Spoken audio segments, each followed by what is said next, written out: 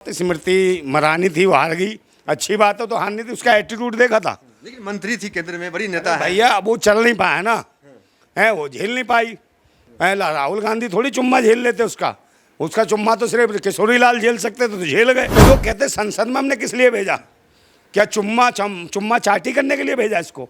ये तो फिल्मों में या नाटकों में तो खूब करिए चुम्मा चाटी। राहुल गांधी चुम्मा दे रहे थे, मतलब राहुल फ्लाइंग किस कर रहे थे। अरे तो भाई खुद तो मैंने पहले कहा था कि 56 साल की हो गई अम्मा, इसको कौन देगा चुम्मा? अब हिंदुत्व थोड़ी, हिंदुत्व सब जान गए, हिंदुत्व कुछ नहीं है। हिंदुत्व के नाम पे उठाई ही रहे, आगे चोर आ गए। यही वजह के जो राम को कह रहे थे राम को लाए, उसी राम ने लात मार दी इनके मुंह पे। अयोध्या हरा, बड़ी बात है। बिल्कुल कह रहा हूँ, बुरी तरीके से मारा उसको ना। इन्होंने देश के लोकतंत्र का सत्यानाश करा है। जितना संविधान को तोड़ा है इसने, भाजपा वालों ने जितना इन्होंने तंग करा है लोगों को, देश की जनता को, भारतीय समाज को, तो किसी ने, कांग्रेस ने भी इतना तंग नहीं किया था। नमस्कार, मैं दानिश अंसार और आप देख रहे हैं पीआरवी। हमारे साथ बातचीत करने के लिए नरेंद्र नंदा भाई राजपूत मौजूद हैं, जो संगठन चलाते हैं फौज का। क्या कहेंगे जो आप बार बार कह रहे थे कि वो मोदी मैजिक है, वो इस बार नहीं चलेगा? उस तरीके से शुरुआती रुझान जो आ रहे हैं, इससे यही समझ में आता है कि मोदी का वो मैजिक जो 14 में 19 में दिखता था, वो तो नहीं रहा, फीका पड़ा है। नहीं, वो जो कह रहे थे हम 400 पार, 400 पार का तो बेड़ा पार खत्म हो गया। जनता ने चार डाल लिया, और जो भी चला है मैनेजमेंट से ही तो हुआ है। अभी अब मैं तो पहले भी कह रहा था कि आज भी अगर हैंग मशीन की जगह अगर उससे ठप्पा मार पेपर से चुनाव होता, तो मैं खुद कह रहा हूँ कि 40 से पार नहीं हो सकती थी सीटें। 40 सीटों से ज़्यादा नहीं आती। सब मैनेजमेंट है। अभी भी लास्ट टाइम में डीएम जो हैं, जितने भी हैं डिस्ट्रिक्ट मजिस्ट्रेट, उन्हें खड़काया जा रहा है, उन्हें डराया जा रहा है जहाँ फाइट हो रही है। यही वजह कि दूसरी पार्टी के लोग भी उनकी शिकायतें कर रहे हैं, प्रत्याशी शिकायतें कर रहे हैं। तो ये प्रभावित कर रहे हैं कहीं ना कहीं सीटों को, क्योंकि लास्ट टाइम में कम से कम 100 सीटों पे ऐसे प्रभावित करेंगे जहाँ नेक टू नेक फाइट है। तो ये लोग वो है, तानाशाही है। वो जो लड़ रहा है आदमी, बहुत सारे लोग हैं इंडिपेंडेंट भी लड़े, जीत के आ रहे हैं। पप्पू यादव देखो जीत के आए, जीते आए नहीं। और इसी प्रकार से देखिए, ये का राम को लाए हैं, वो राम नाराज हो गया इनसे, अयोध्या वाला। अयोध्या हार गए। आप मुझे बताओ, फैजाबाद से हार गए। राम ने कहा अच्छा तू मुझे लाएगा? उनकी खबर है अयोध्या। अरे मैं कह रहा हूँ भाई, मैं झूठ थोड़ी बोल रहा हूँ। वो तो रात को ध्यान में आगे हैं। अरे रात को आए थे, राम बता गए थे मेरे को।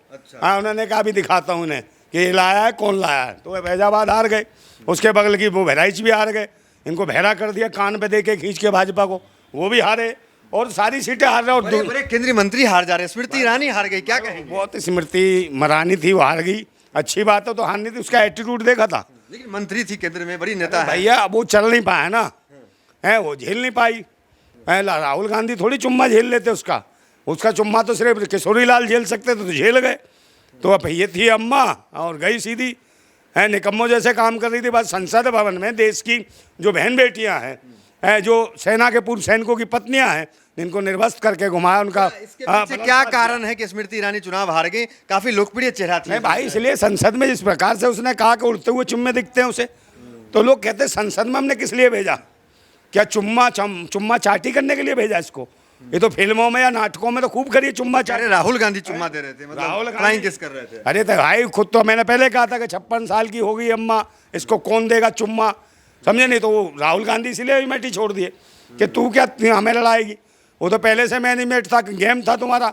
अब तू हमें चुम्मा कर रही है, चुम्मा देती रही है। भेज दिया किशोरी लाल, किशोरी लाल ने कर दी लाल, और हो गया काम खत्म इसका। तो एक राहुल गांधी के छोटे से कार्यकर्ता ने चुनाव हरा दिया। इस पे क्या कहेंगे? राहुल गांधी की छवि जो है वो वापस से बनी है, क्योंकि राहुल गांधी खुद चुनाव हार गए थे, उस कार्यकर्ता ने हरा दिया। अब तो ये सोचना है कि स्मृति ईरानी क्या कर रही होगी, कहाँ कहाँ अपने हाथ काट रही होगी, पैर काट रही होगी, खींच रही होगी, जिंदा है कि नहीं जिंदा, ये देखने की जरूरत है।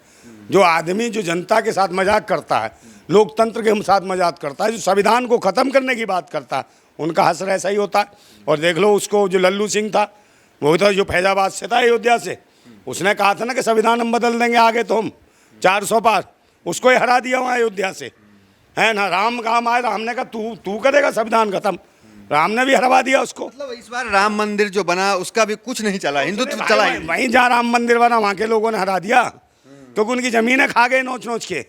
जितने पुजारी पंडित सबने छीन लिए, जमीनें छीन ली। ये जानकारी हमें तो नहीं है कि अयोध्या हार गए हैं, लेकिन अरे भाई मैं कह रहा हूँ हार गए भाई। मैंने तो खुद देखा, मैं तो शुरू से सुबह से देख रहा हूँ इनकी हरकतें, सारा कुछ देखा है। तो लल्लू सिंह वहाँ से चुनाव हार गए हैं, जो ये कह रहे थे कि संविधान बदलेंगे।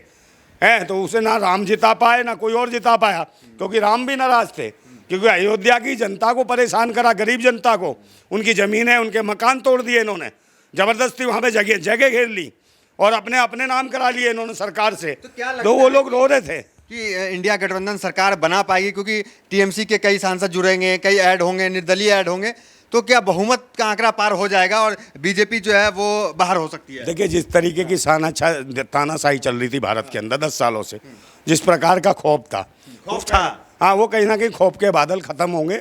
जनता के बीच में जो, जैसे दलितों के बीच में एक दिक्कत थी, एक मुस्लिमों के बीच में जो डर पैदा कर रखा था, उसमें राजनीति हो रही थी, ये 10 साल में पूरे देश की जनता समझ गई, देश जाग गया है, समझ गया है, हिंदुत्व काम नहीं करता। देखिए अब हिंदुत्व सब जान गए, हिंदुत्व कुछ नहीं है, हिंदुत्व के नाम पे उठाई ही रहे, आगे चोर आ गए।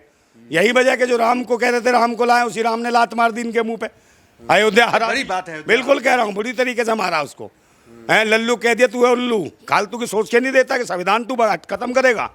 उसने कहा था लल्लू सिंह ने कि संविधान हम बदल देंगे, तो ये संविधान बदलने का एक बहुत बड़ा खेल है जो इनकी सरकार गई, और संविधानवादियों ने मायावती को भी नहीं वोट दिया उत्तर प्रदेश में, सीधा का सीधा सपा को या इसको गठबंधन को दे दिया, इंडिया गठबंधन को, सारा उधर हो गया। हो गया अचानक कि मोदी की गारंटी पे भरोसा नहीं, मोदी के चेहरे पे भरोसा नहीं। भरोसा तो मोदी गारंटी, मोदी पे तो किसी को भरोसा नहीं है। जनता तो कर रही थी, एक इमेज था मोदी जी का, कोई इमेज नहीं था, विदेश में चर्चा। अरे डरा रखा था, विदेश में कुछ नहीं है तो विदेश में रहे ना, वहीं से चुनाव लड़ ले।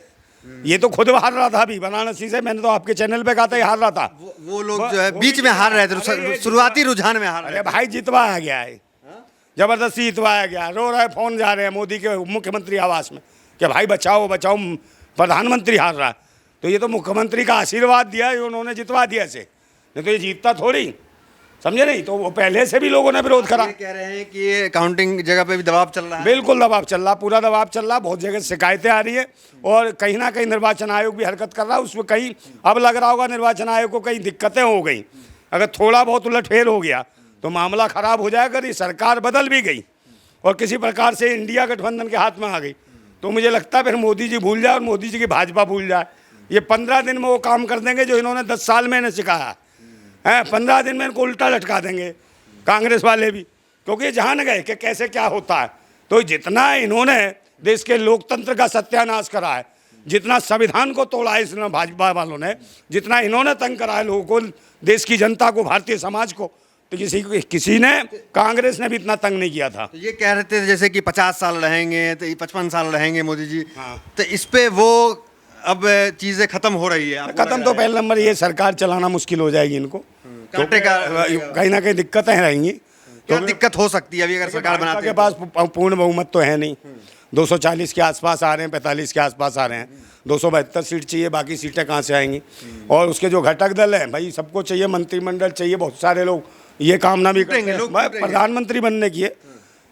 वो है आपके पलटू चाचा, प्रधानमंत्री बनने की ख्वाहिश है उनकी, वो भी पलटी मार सकते, नीतीश कुमार पलटी मार बिल्कुल मारेंगे, प्रधानमंत्री बनना है। चंद्रबाबू नायडू से भी फोन किया उन्होंने, इधर नीतीश मिल जाते हैं, इधर टीएमसी मिल जाती है, तो सरकार भी इंडिया ही बना सकती है। नहीं, बना तो सकती है, मगर उधर से भी टीएमसी को कर देंगे सपोर्ट, ये टीएमसी को भड़काएंगे बीजेपी, तो वो मामला अलग है। पहले से इन्होंने सेटल कर रखा है कांग्रेस बीजेपी ने कि भाई या तो कांग्रेस का प्रधानमंत्री बनेगा, भाजपा का, अन्यथा ये ना पलटू को बनने देंगे ना ममता को बनने देंगे।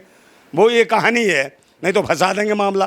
तो ये नहीं चाहते कि जो नीचे का संघर्षशील नेता है वो आके बने, उसको नहीं है। भाजपा और कांग्रेस का खेल है। मोदी संघर्षशील नहीं है, नीचे से नहीं आया है, कोई नहीं है, कुछ नहीं, भीख मांगने वाले कोई संघर्षशील लोग हैं जो अपनी पत्नी को घर नहीं चला पाए, समझे नहीं, दुनिया को बता दिया हमारे देश का परिवार 140 करोड़ की जनता, तो बहन बेटियों के साथ जो गलत हुआ उसका ये मैंडेट है। और बनारस तो ये हारे हुए थे, ये जिताए हैं। ठीक है।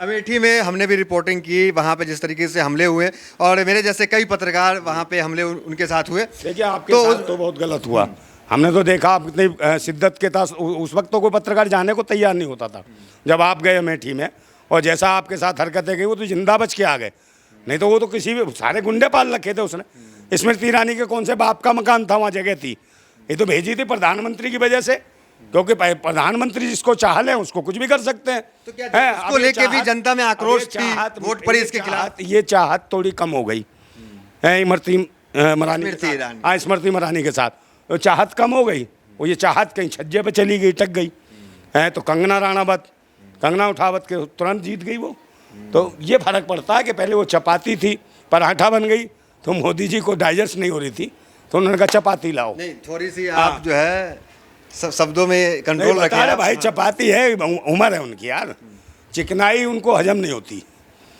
हाँ, ज़्यादा चिकना नहीं खाना चाहिए। मेरा सवाल ये था कि जिस तरह पत्रकार पे हमले हो रहे थे वहाँ पे बैक टू बैक, क्या इसका भी आक्रोश जनता में थी ग्राउंड पे? बिल्कुल भाई, अभी जैसे अब त्रिवेदी जी के साथ हुआ, आपके साथ हुआ, आपका तो काफ़ी मामला उठाया, हम लोगों ने उठाया, और जितने सोशल मीडिया वाले हैं जो सभी ने उठाया भाई, जितने यूट्यूबर से अब जब आपके साथ हरकत हुई तो वो सब बधाई के पात्र हैं।